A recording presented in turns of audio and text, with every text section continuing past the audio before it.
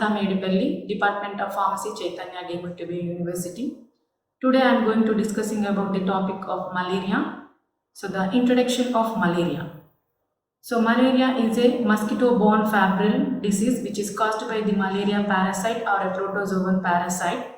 So actually this malaria word is from the Italic word. The meaning of malaria is nothing but mala means bad and area means air.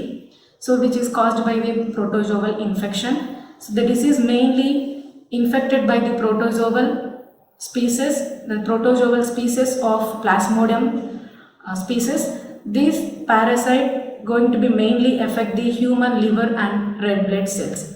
Mostly the humans are infected by this malaria parasite by the bite of the female Anopheles mosquito, and the symptoms are shown within weeks to months or sometimes even years also.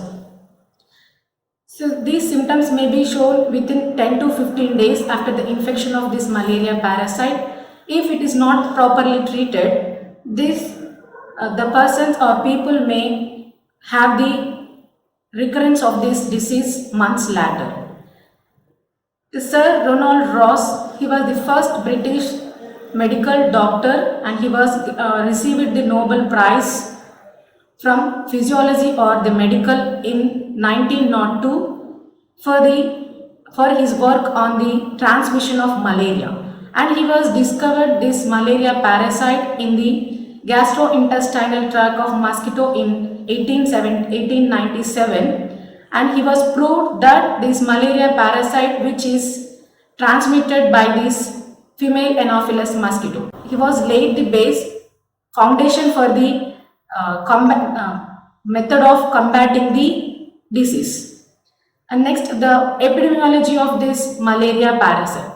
So, according to the World Health Organization, in the 2018, the Africa, the 93% of people or 230 millions of people can going to affected by this malaria, and in Southeast Asian region with 3.4% of people, and the Eastern Mediterranean region with 2.1% of the people can going to affected by this malaria parasite. And in 2018, the estimated deaths are 4,05,000, and in case of 2017, the deaths are 4,16,000. And in case of 2010, the deaths are 5,85,000 of cases are recorded due to this malaria infection. Mostly the children who are under the below age of 5 years, they are mostly voluntarily affected by this malaria parasite. So 67% of the people or children can going to die because of this malaria. So next, the mode of transmission of this malaria. So mainly this malaria parasite is mainly infected by the protozoan species. It is a single-celled microorganism of protozoan species. Mostly this malaria parasite was spread by the bite of the female Anopheles mosquito, and this mosquito is introduce the parasite into the human body whenever it going to suck the blood from the human body. So this malaria parasite which is present in the salivary gland of that particular mosquito. So this parasite travel into the liver. There they were going to mature and reproduce. So next, there are 4 main causative agents for this malaria. So those are Plasmodium falciparum, Plasmodium vivax, Plasmodium ovale, and Plasmodium malariae. Among these 4, the Plasmodium falciparum is causing a more severe condition of this malaria. And about the 100 countries are affected by this malaria, and most prevalence of this malaria is found in the warm and humid conditions, and mostly it is going to be spread in the time period of July to November in India. So the most suitable temperature and humidity for this malaria is 60% and the temperature is in between 20 to 30 degrees C. And the incubation period of malaria. incubation period is nothing but the time period in between whenever the parasite infected the person and when the person going to shows the symptoms. So this time period is called as incubation period. So here we have four different types of causative agents. So every causative agent is have its own incubation period. For example, the malaria Plasmodium falciparum, the incubation period is in between 9 to 14 days. And Plasmodium vivax, the incubation period is in between 8 to 17 days. And the Plasmodium ovale, the incubation period is in between 6 to 18 days. The Plasmodium malariae, the incubation period is in between 18 to 40 days. So among these four, the Plasmodium malariae is having a more incubation period. So here the malaria parasite is having two types of host. One is intermediate host and another one is definitive host. Here the intermediate host is nothing but the parasite. In this host, the parasite should not be going to be produce a sexual reproduction process, undergo the sexual reproduction process. And in case of definitive host, this malaria parasite should undergo the sexual reproduction process. So here the human acts as an intermediate host and the mosquito acts as a definitive host. Here the active form of this malaria parasite is sporozoites, which are present in the salivary gland of mosquito, and the transmitted form of this malaria is gametozoites. So these are the transmitted form of this malaria is gametozoites. These are present in the human body. So we have two types of life cycles are there for this malaria parasite.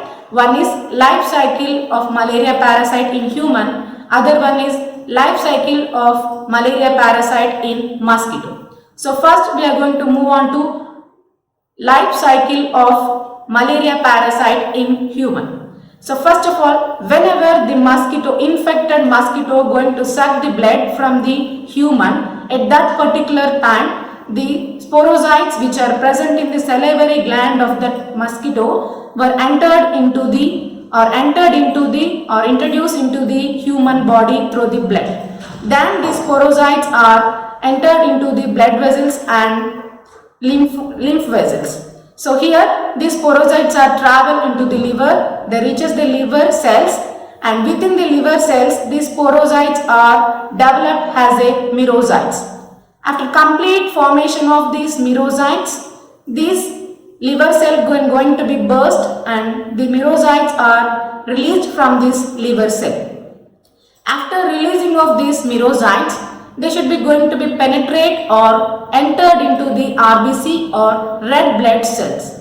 So within the red blood cells, these merozoites are undergo the asexual reproduction process and increasing the more number of merozoites.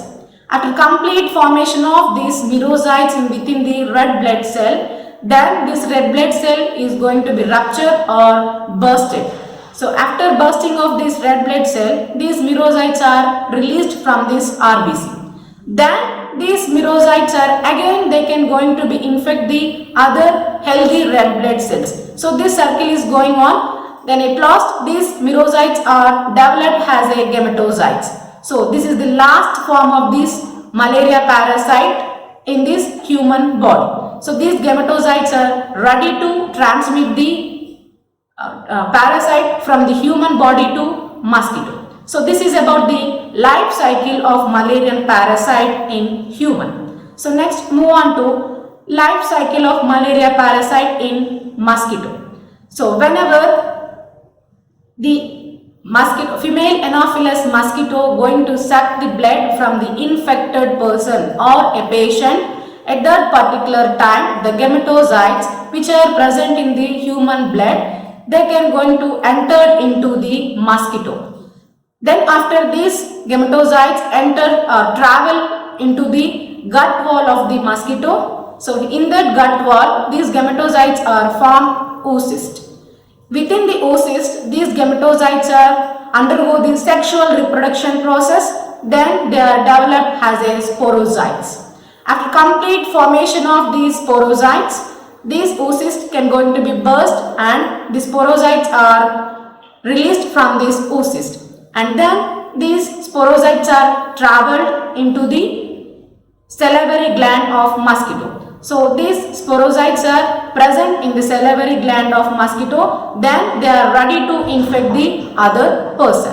So this is about the life cycle of mosquito in life cycle of malaria parasite in mosquito. So next, the signs and symptoms of malaria. So after infection of malaria parasite to a particular person, after some time should be going to be shown some symptoms. So what are the signs and symptoms of malaria disease?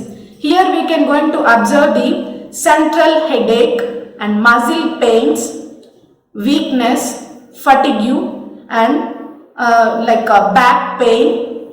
In case of skin, we can going to observe the skin chills, sweating, respiratory cough, that is dry cough, spleen enlargement, stomach. In case of stomach, we can going to feel nausea and vomiting. So other symptoms are there like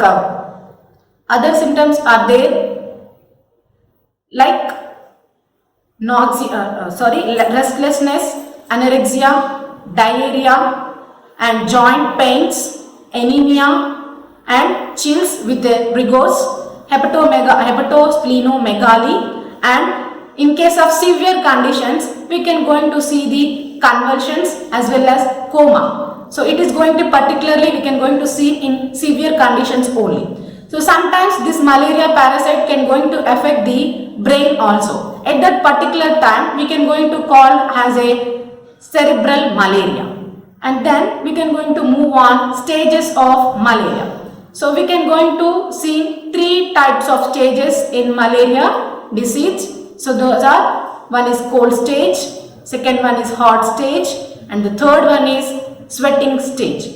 So first one is cold stage. So cold stage, here this is the first stage of malaria cycle. So it is a cold stage. Here we can going to see or observe the chills on the skin within 15 to 1 hour, and then we can going to observe the chills because of the rupturing of red blood cells are entered into the blood, and here we can going to observe the symptoms like nausea, vomiting, and headache. So this is the first stage of malaria, and move on to second stage of malaria. So here we can going to this is called as a hot stage of malaria. This is a hot stage, and here we can going to observe the high body temperature that may be reached to 400 degrees C. So it may be last for several hours also, and in this stage we can going to observe the new red blood cells can also be going to be infected by this malaria parasite. The third stage of malaria is called as sweating stage. So patient starts with sweating. So we can also call as a conclusion stage or last episode of this malaria cycle, also we can going to call this stage. And here, so this occurs every 48 to 72 hours, and in case of Plasmodium malariae, this is a pyrixa, it may be last for 8 hours and more than 8 hours. So maybe the temperature may be reached to 410 degrees C. So this is about the 3 stages of malaria. The diagnosis tools for human infection with malaria. So we are already known the person going to infected by this malaria parasite, and the person should be going to show the signs and symptoms of this particular malaria disease. But how we can going to identify this malaria parasite? So in what way we can going to detect or identify this malaria parasite? So for that identification of this malaria parasite, we can going to use different types of diagnostic tools. So mainly we can going to use 4 types of diagnostic tools: blood film examination method or microscopic method, and QBC system, and the third one is rapid diagnostic test or antigen detection method, and the last one is PCR method. So nothing but polymer chain reaction method. So first move on to microscopy method or blood examination test. Here we can going to use microscope for the examination of blood. So here first of all we can going to take a drop of blood sample from the patient. Then we can going to spread out as a blood smear on a microscopic slide. Then we can going to add the stain for that particular blood sample. So this stain we can going to use for the appearance of this malaria parasite. So then after addition of this stain to that particular blood sample, we can going to keep the microscopic slide under the microscope and going to examine under the microscope whether the plasmodium parasite which is present in that particular blood sample or not. We can going to identify by appearance of this plasmodium parasite. So next method, that is QBC system. So QBC system is a rapid and precious method for the diagnosis of this malaria, and here this QBC malaria method is the simplest method and very sensitive method. So this QBC system is mainly useful for the diagnosis of other diseases like malaria, babiosis and trypanosomiasis and filariasis and relapsing fever also. So in this QBC system method, so it is nothing but a quantitative Buffy coat system. Here we can going to use acridine dye as a stain. Acridine or orange dye is used as a stain. First of all, we can going to take the blood sample from the particular infected person. Then we can going to add the acridine orange dye to that particular blood sample and undergo the centrifugation process. After completion of this centrifugation process, we can going to take that blood sample and kept under the examination for examination under the UV light or fluorescence microscopy. So this is the second diagnostic method for the identification of malaria parasite for the diagnosis of malaria disease. And next move on to third one, that is nothing but antigen detection method, or we can going to call as a rapid detection method. Here this antigen detection method is a more rapid and precious method. So various test kits are available for the detection of this antigen derived from the Plasmodium falciparum or other Plasmodium malarial parasites. So here we can going to get the results within 2 to 15 minutes. This rapid diagnostic test we can also going to call as immunochromatographic test. So here we can going to use histidine rich protein is used for the specific identification of Plasmodium falciparum, while those that we can going to detect the parasite, that is detect the parasite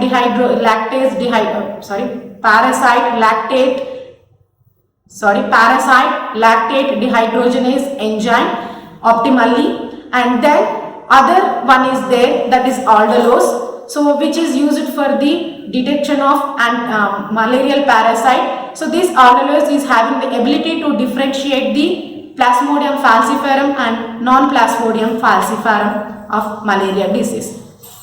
By using this aldolase, we can going to detect either this malaria disease which is caused by the Plasmodium falciparum or Plasmodium vivax or Plasmodium ovale or Plasmodium malariae. So this is mainly useful for the differentiate this causative agent, which particular causative agent is cause for this particular malaria disease for that particular person. We can going to detect it by using this aldolase. So next move on to PCR method. So the PCR is nothing but polymer chain reaction method. So here we can also call as a molecular diagnosis method. So in this we can going to identify the parasite nucleic acid. So this is parasite nucleic acid which is present in the malarial parasite, and then this polymer chain reaction method is most widely used method, and it is a more precious and more accurate method than the microscopy. So, but this is a more cost effective method, and specific laboratory requirements is needed for this polymer chain reaction method, and also very trained person is needed for handling of this polymer chain reaction method. So next move on to treatment of malaria. So we can going to identify what is the disease and what is the causative agent for that particular disease and how. Then we can going to diagnosis which type of particular causative agent is cause for that particular disease, and then we can going to move on the treatment. So how we can going to treat for this malaria disease? So first of all we can going to take two types of drugs, that is chloroquine and primaquine. So in initial stages also the treatment for this malaria we can going to use quinidine drugs. So this is mainly used in the first stages of malaria. We can going to use these types of quinidine drugs, and here we can going to use two types of drugs, that is chloroquine and primaquine. So this chloroquine we can going to use in first day, we can going to use 10 mg base per kg in first and starting, and then 5 mg base per kg we can going to give, and in case of second day the 5 mg base per kg of chloroquine we can going to use. This is mainly used for every 4 hours, once every 4 hours for at least 2 weeks, and then in third day 5 mg base per kg we can going to give a particular infected person. So along with this chloroquine we can going to also use primaquine also. So here before going to use this primaquine we can going to check the G6PD levels. G6PD is nothing but glucose 6-phosphate deficiency. So whenever the G6PD is in moderate to mild, in that particular case we can going to give 7.5 mg of primaquine. But in a severe conditions of this G6PD, so we should not be going to prescribe this primaquine because of the contraindications are occurred due to this prescription of this, due to the prescribing of this primaquine. So let's next move on to other. So the treatment for uncomplicated Plasmodium falciparum infection. So here the treatment of choice for this uncomplicated Plasmodium falciparum is the combination, 2 or more combination of anti-malarial drugs we can going to use with a different mechanism of action. So here ACTs are nothing but artesunate or artemisinin based combination therapy are recommended for the treatment for this malaria, for particularly uncomplicated Plasmodium falciparum malaria. So here the artesunate derivatives components and the combination of artesunate derivative compounds we are going to give particularly for the patient at least 3 days for effective treatment of this malaria. And so according to the WHO, these artesunate artemisinin based combination therapies are more accurately used by the patients. So those are the combination of anti-malarial drugs. For example, artemether plus lumefantrine, artesunate plus amlodipine, and artesunate plus mefloquine, and other artesunate derivatives plus a combination of other anti-malarial drugs like artesunate plus sulfadoxine plus pyrimethamine and dihydroartemisinin plus piperacquine. So these are the combination based drugs which we can going to use for the treatment of malaria. So here the artemisinin based combination therapies should be useful for the treatment of this malaria. Mainly preferable combination is sulfadoxine pyrimethamine plus amodiaquine is most widely used combination for the treatment of malaria.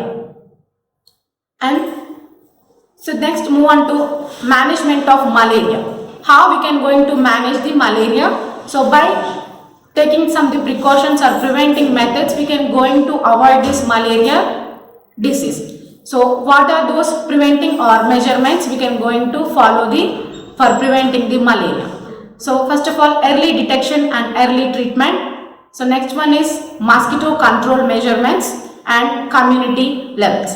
So early detection and early treatment means, so early detection of fever cases in the community levels by house to house, by visiting the health workers in every 15 days, and detect the all fever cases within early stages, and early administration of chloroquine to all fever conditions, and collection of the blood from the all fever cases and send it to the laboratory for the examination.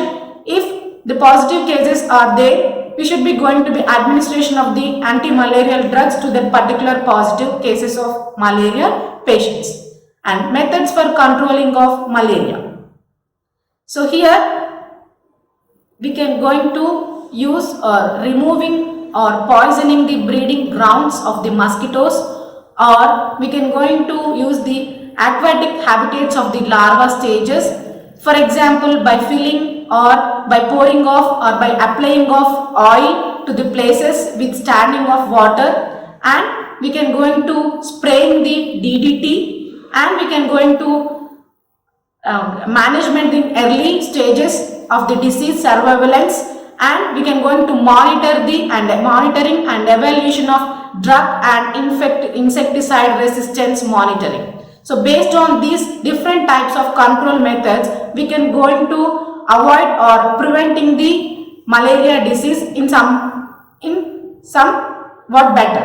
So we can going to follow some guidelines like we can going to follow the preventing methods for ABCD method. So ABCD is nothing but we can going to follow these ABCD, then we can going to prevent this malaria. So A is nothing but awareness regarding the malaria, and B means bite preventing by using mosquito repellents or mosquito nets on the beds, and we can going to use other mosquito repellents. So by using that we can going to avoid the or prevent this bite of mosquitoes. And next C means chemoprophylaxis. So for getting the early stages, we can going to take the treatment or administration of anti-malarial drugs. We can going to avoid in early stages of malaria, we can going to avoid this malaria disease. And D means diagnosis of malaria. In early detection or early diagnosis is more useful for the identification of disease in particular patients.